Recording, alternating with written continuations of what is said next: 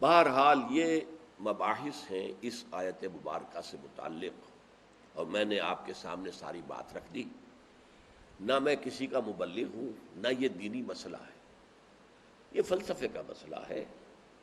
اب فلسفے میں بہت سے مسائل ایسے پیدا ہو گئے، سائنس کے مسائل ہیں کہ جو کتاب و سنت یا کم سے کم حدیث کی بعض چیزوں سے ٹکراتے ہیں۔ اب اس میں آدمی غور کرے گا، سوچے گا۔ اسی طریقے سے یہ فلسفے کے مسائل ہیں جو ہمیشہ سے جن پر کام ہو رہا ہے، لیکن یہ دین جو ہے وہ شریعت اور طریقت کا نام ہے۔ حقیقت کو چھوڑ دو، حقیقت جو ہے بس ہے۔ تم سورج مکھی کے پھول بن جاؤ، تمہاری توجہ ہر وقت اپنی اس ذات جس نے تمہیں پیدا کیا ہے، حقیقت تو وہی ہے، لیکن سورج مکھی کے پھول بن جاؤ۔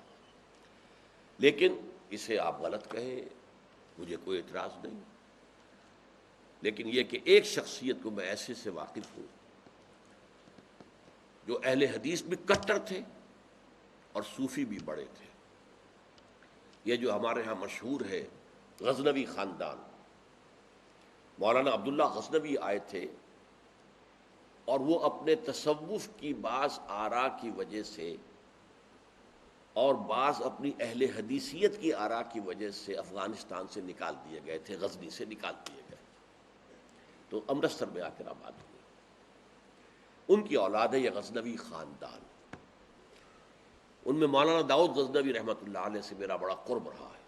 ان کے پھر بیٹے تھے ابو بکر غزنوی، وہ معروف ہیں، کافی لوگ ان سے واقف ہوں گے۔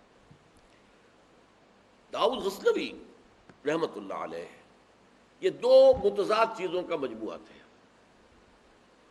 تصوف بھی اور اہل حدیثیت بھی۔ عام طور پر اہل حدیث کی ساری توجہ ظاہر پر رہتی ہے، وہ باطن میں جھانکتے ہی نہیں، اندر نہیں جاتے، فلسفے سے کوئی تعلق ہی نہیں۔ لیکن فلسفہ اور تصوف یہ جڑے ہوئے آپس میں چولی دامن کے ساتھ۔ انہوں نے ایک دفعہ منٹگمری میں، جو اب ساہیوال کہلاتا ہے، آ کر تقریر کی۔ اہل حدیث مسجد تھی، میں بھی گیا ہوا تھا سننے کے لیے۔ انہوں نے وہ اہل حدیث نوجوانوں سے کہہ رہے تھے کہ دیکھو تم اپنے مسلک پر قائم رہو، ہم غیر مقلد ہیں، ہم کسی کے مقلد نہیں ہیں، نہ ابو حنیفہ کے نہ مالک کے، لیکن کبھی بھی ان ائمہ کی توہین نہ کرنا۔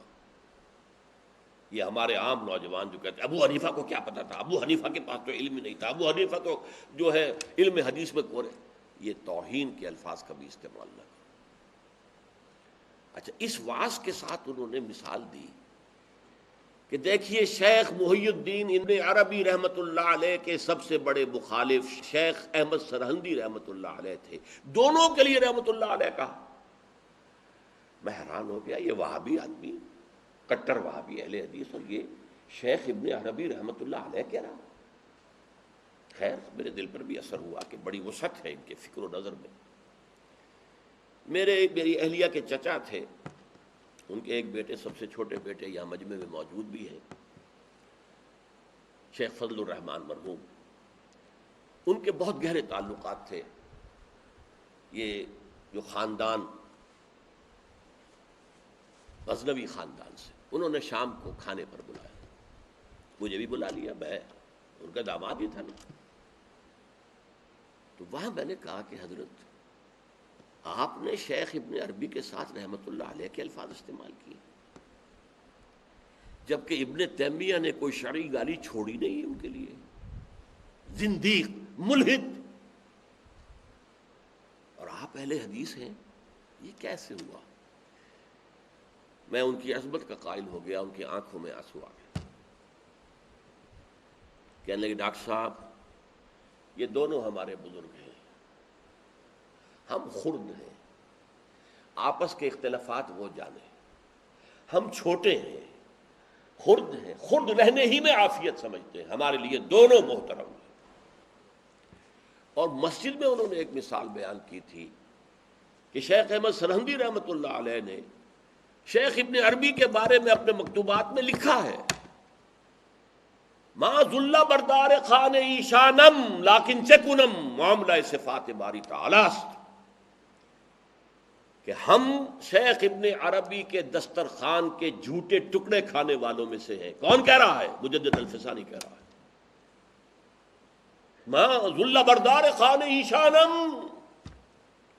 ان کے دسترخوان کے سوکھے چھوڑے ہوئے جھوٹے ٹکڑے کھانے والوں میں سے ہم ہیں، لیکن کیا کریں، معاملہ سے بات باری تعالیٰ، یہ باری تعالیٰ کی صفات کا معاملہ ہے، ہمیں اختلاف کرنا پڑ رہا ہے، اختلاف ہم کر رہے ہیں، لیکن ہم ان کے دسترخوان کے جھوٹے ٹکڑے کھانے والے ہیں۔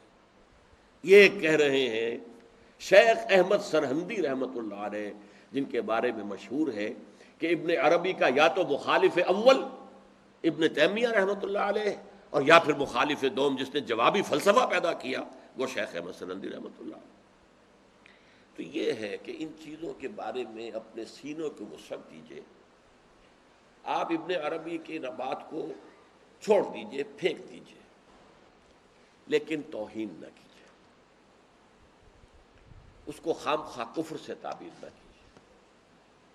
یہ چیزیں جو ہیں، اور پھر ہمارے سارے صوفیہ جو اس کے قائل ہیں، پھر ان سے بدزنی ہو گئی، میں صرف اس لیے کہ وہ بدزنی اور دلی نفرت کا معاملہ ختم ہو جائے، میں یہ ساری بحث اس لیے کیا کرتا ہوں، ورنہ میرے عام دروس میں ان مسائل پر گفتگو نہیں ہوتی ہے، بڑے گہرے مسائل ہیں اور ان کا سمجھنا عام لوگوں کے لیے ممکن بھی نہیں ہے، بلکہ عام آدمی کے، یہ جس کو کہتے ہیں نا